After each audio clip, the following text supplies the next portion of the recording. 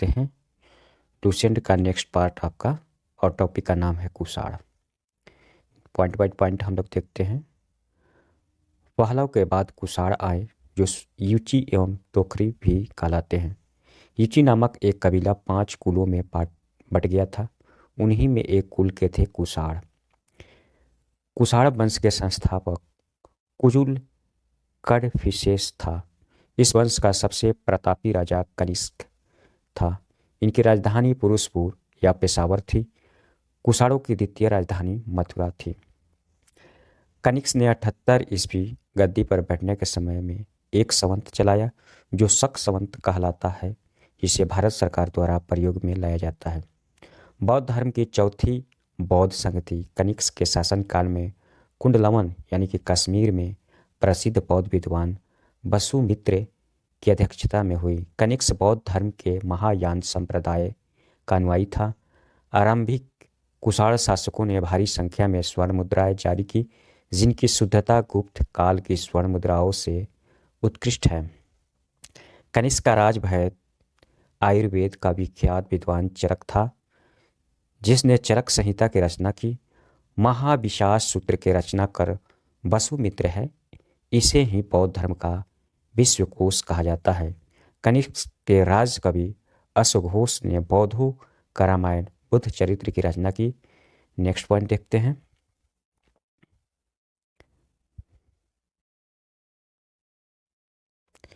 वसुमित्र पार्श्व नागार्जुन महाचेत और संरक्षक भी कनिष्क के दरबार की विभूति थे। भारत का आइंस्टीन नागार्जुन को कहा जाता था। इनकी पुस्तक माध्यमिक सूत्र, इस पुस्तक में नागार्जुन ने सापेक्षता का सिद्धांत प्रस्तुत किया था। कनिष्क की मृत्यु 102 ईस्वी में हो गई। कुषाण वंश का अंतिम शासक वासुदेव था। गंधार शैली एवं मथुरा शैली का विकास कनिष्क के शासनकाल में हुआ था। रेशम मार्ग पर नियंत्रण रखने वाले शासकों में सबसे प्रसिद्ध कुषाण थे। नोट: रेशम बनाने के तकनीक का आविष्कार सबसे पहले चीन में हुआ था। अब हम लोग देखते हैं गुप्त साम्राज्य। गुप्त साम्राज्य का उदय 3री शताब्दी के अंत में प्रयाग के निकट कौशाम्बी में हुआ। गुप्त वंश का संस्थापक श्रीगुप्त 240 से 280 ईसा पूर्व था। श्रीगुप्त का उत्तराधिकारी घटोत्कच था। 280 से 300 ईसा पूर्व हुआ। गुप्त वंश का प्रथम महान सम्राट चंद्रगुप्त प्रथम था। यह 320 ईस्वी में गद्दी पर बैठा। इसने लिच्छवी राजकुमारी कुमार देवी से विवाह किया। इसने महाराजाधिराज की उपाधि धारण की। गुप्त संवत 319 से 320 ईस्वी की शुरुआत चंद्रगुप्त प्रथम ने की। गुप्त संवत की शुरुआत चंद्रगुप्त प्रथम ने की, जिसने शासन किया 319 से 320 ईस्वी तक। नेक्स्ट पॉइंट देखते हैं। चंद्रगुप्त का उत्तराधिकारी समुद्रगुप्त हुआ, जो 335 ईस्वी में राजगद्दी पर बैठा। इसने आर्यवर्त के 9 शासकों और दक्षिणावर्त के 12 शासकों को पराजित किया। इन्हीं विजय के कारण इसे भारत का नेपोलियन कहा जाता है। समुद्रगुप्त का दरबारी कवि हरिसेन था, जिसने इलाहाबाद प्रस्थित लेख की रचना की। समुद्रगुप्त विष्णु का उपासक था। समुद्रगुप्त ने अश्वमेध कर्ता की उपाधि धारण की। समुद्रगुप्त संगीत प्रेमी था। ऐसा अनुमान उसके सिक्कों पर उसे बीड़ा वादन करते हुए दिखाया जाने से लगाया गया है। समुद्रगुप्त ने विक्रम की उपाधि धारण की थी। इसे कविराज भी कहा जाता था। समुद्रगुप्त का उत्तराधिकारी चंद्रगुप्त हुआ, जो 380 ईस्वी में राजगद्दी पर बैठा। चंद्रगुप्त II के शासनकाल में चीनी बौद्ध यात्री फाहियान आया भारत में। शकों पर विजय के उपलक्ष्य में चंद्रगुप्त II ने चांदी के सिक्के चलाए। चंद्रगुप्त II का उत्तराधिकारी कुमारगुप्त I या गोविंदगुप्त हुआ, जो कि 415 से 454 ईस्वी तक रहा। नालंदा विश्वविद्यालय की स्थापना कुमारगुप्त ने की थी। ये बहुत इंपॉर्टेंट है बीपीएससी के लिए आपका। नालंदा विश्वविद्यालय की स्थापना किसने की थी? आपका कुमारगुप्त ने की थी। नेक्स्ट पॉइंट देखते हैं। कुमारगुप्त I का उत्तराधिकारी स्कंदगुप्त हुआ जो 455 से 467 ईस्वी तक रहा। स्कंदगुप्त ने गिरनार पर्वत पर स्थित सुदर्शन झील का पुनरुद्धार किया। स्कंदगुप्त ने परदत्त को सौराष्ट्र का गवर्नर नियुक्त किया। स्कंदगुप्त के शासनकाल में ही हुड़ों का आक्रमण हुआ। अंतिम गुप्त शासक भानुगुप्त था।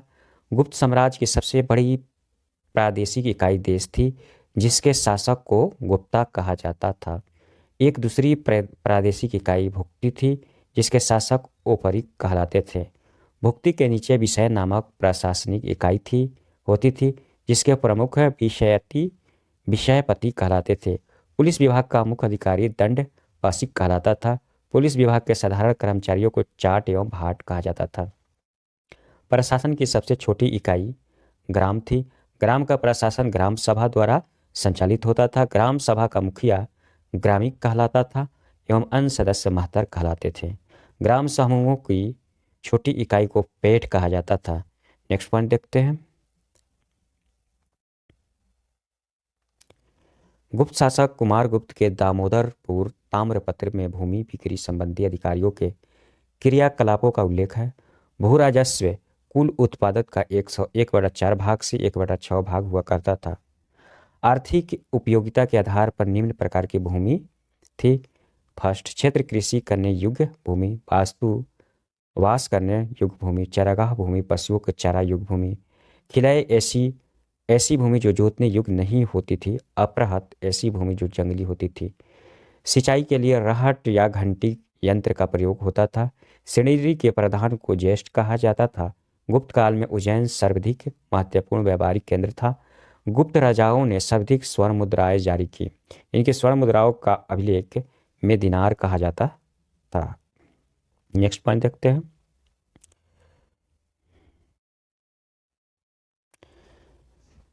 कायस्थों का प्रयोग। कायस्थ का सर्वप्रथम वर्णन याज्ञवल्क्य स्मृति में मिलता है। जाति के रूप में काशियों का सर्वप्रथम वर्णन औशनम स्मृति में मिलता है। विंध्य जंगल में शबर जाति के लोग अपने देवताओं को मनुष्य का मांस चढ़ाते थे। पहली बार किसी के सती होने का प्रमाण 510 ईस्वी के भानुगुप्त के एणर अभिलेख से मिलता है, जिसमें किसी भोजराज की मृत्यु पर उसकी पत्नी के सती होने का उल्लेख है। गुप्त काल में वैश्यावृत्ति करने वाली महिलाओं को गणिक कहा जाता था। वृद्ध वेश्याओं को कुटनी कहा जाता था। गुप्त सम्राट वैष्णव धर्म के अनुयायी थे तथा उन्हें इसे राजधर्म बनाया था। विष्णु का वाहन गरुड़ गुप्त का राजचिन्ह था। गुप्त काल में वैष्णव धर्म संबंधी सबसे महत्वपूर्ण अवशेष देवगढ़ यानी झांसी का दशावतार मंदिर है। अजंता में निर्मित कुल 29 गुफाओं में वर्तमान में केवल 6 ही शेष है, जिनमें गुफा संख्या 16 एवं 17 ही गुप्तकालीन है। इसमें गुफा संख्या 16 में उत्कीर्ण मरणसार राजकुमारी चित्र प्रशंसनीय है। गुफा संख्या 17 के चित्र को त्रिशला कहा गया है। इस त्रिशला में बुद्ध के जन्म, जीवन, महाविनिष्करण एवं महापरिनिर्वाण की घटनाओं से संबंधित चित्र उद्घाटित किए गए हैं। नेक्स्ट पॉइंट देखते हैं। अजंता की गुफाएं बौद्ध धर्म के महायान शाखा से संबंधित है। गुप्त काल में निर्मित अन्य गुफाओं बाघ ही गुफा है, जो ग्वालियर के समीप बाघ नामक स्थान पर विंध्य पर्वत को काट कर बनाई गई थी। चंद्रगुप्त II के शासनकाल में संस्कृत भाषा का प्रसिद्ध कवि कालिदास थे। चंद्रगुप्त II के दरबार में रहने वाले आयुर्वेदाचार्य धन्वंतरी थे। और आपका गुप्त काल प्रसिद्ध, नेक्स्ट पॉइंट देखते हैं। गुप्त काल प्रसिद्ध मंदिर और स्थान। विष्णु मंदिर टिगवा जो जबलपुर मध्य प्रदेश में है। शिव मंदिर भुमरा नागौदा जो मध्य प्रदेश में है। पार्वती मंदिर नयना जो मध्य प्रदेश में है। दासवतर मंदिर देवगढ़ जो झांसी उत्तर प्रदेश में है। शिव मंदिर खो नागौद मध्य प्रदेश में है। भीतरगांव मंदिर भीतरगांव। लक्ष्मण मंदिर ईटानगर कानपुर उत्तर प्रदेश में है। नेक्स्ट पॉइंट देखते हैं। गुप्त काल में विष्णु शर्मा द्वारा लिखित पंचतंत्र संस्कृत को संसार का सर्वाधिक प्रचलित ग्रंथ माना जाता है। बाइबिल के बाद इसका स्थान दूसरा है। इसे 5 भागों में बांटा गया है। मित्रभेद, मित्रलाभ, संधि विग्रह, लब्धप्रास, अपरिच्छाकारित।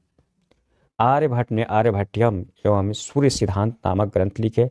इसी ने सर्वप्रथम बताया कि पृथ्वी सूर्य के चारों ओर घूमता है। चंद्रगुप्त II के दरबार में रहने वाले कुछ प्रमुख विद्वान आर्यभट्ट, बराहमिहिर, धन्वंतरि, ब्रह्मगुप्त आदि पुराणों की वर्तमान रूप में रचना गुप्त काल में हुई। इसमें ऐतिहासिक परंपराओं का उल्लेख है। गुप्त काल में चांदी के सिक्कों को रुपया कहा जाता था। याज्ञवल्क्य, नारद, कात्यायन एवं बृहस्पति स्मृति की रचना गुप्त काल में हुई। मंदिर बनाने की कला जन्म गुप्त काल में हुई। सांस्कृतिक उपलब्धियों के कारण गुप्त काल को भारतीय इतिहास का स्वर्ण युग कहा जाता है। तो आज के लिए इतना ही। हम लोग नेक्स्ट वीडियो में देखेंगे आपका पुष्यमित्र सिंह या वर्धन वंश, पुष्यभूति वंश या वर्धन वंश। Thank you.